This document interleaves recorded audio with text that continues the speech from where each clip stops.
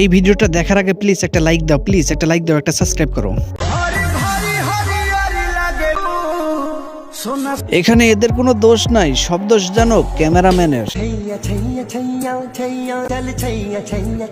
বৃষ্টিতে ভিজতে চাও সমস্যা নাই, কিন্তু এখানে টিকটক করার কি আছে বুঝলাম না তো।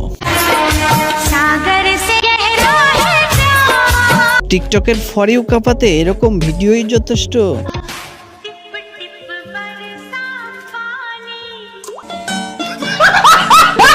এই মেয়ের বয়স কম কিন্তু লাফায় বেশি।